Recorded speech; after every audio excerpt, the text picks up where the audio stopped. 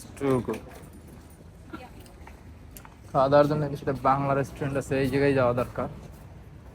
সকালে এখন যে অবস্থা শরীরের, এখন অন্য কিছু খাওয়া সম্ভব না, খাইলে এগুলো যা আছে এগুলোই খাইতে হবে। তো ওই যে খাওয়া দাওয়া করে পরে আর কি দেখি ভিউ পয়েন্ট আগে যেতে হবে। ভিউ পয়েন্টে সুন্দর একটা ভিউ পাওয়া যাবে। বিচে যদিও আমি নামি না, বিচে নামলে চেহারা সাল টাল সব উঠতে যায় একদম জংলি, ঠিক আছে, জংলি হয়ে যাওয়া লাগে। শ্যাম্পুতে কোনো কাজ হয় না, বিচের পানি এমন ভালো।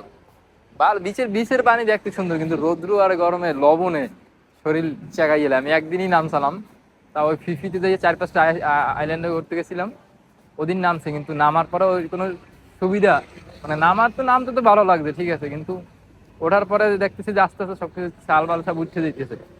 তো বুঝতে পারলাম যে আসলে এটা লবণের পানির কারণে। অনেক ক্রিম ট্রিম দিচ্ছি, কিন্তু লাস্ট পর্যন্ত আমার শ্যাম্পুটা পর্যন্ত ডোমেস্টিক ফ্লাইটে ফুকেট দিয়া ব্যাংককে ফ্লাই যেদিন করছে ওদিনকে আর ওরা ইমিগ্রেশনে রাখতে দিয়েছে, 100 গ্রামের উপরে নেওয়া যাবে না। তো ওই দিন যাওয়ার পরে আবার আসা কিনা লাগছে। কেনার কারণ কি, বডি স্প্রে আর কেনা যায় না। বডি স্প্রের দামে দিকে ভালোগুলো সেই দাম মোটামুটি 300-400 বাতের মতো পড়ে যায়, প্রায় 350 বাতের নিচে ভালো কোনো জিনিস পাওয়া যায় না।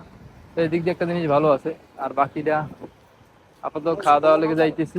এবার বাইক একটা বাড়ানোতে হবে, ওপরটাকার মধ্যে বাইক বেড়া নিয়ে ভিউ পয়েন্টে যাইতে হবে। পাতায় আছে কি ওই ভিউ পয়েন্ট দেখা যাইতেছে, ওই জায়গায় যাইতে হবে আমার। আপাতত চলা যাক, খাওয়া দাওয়া করি।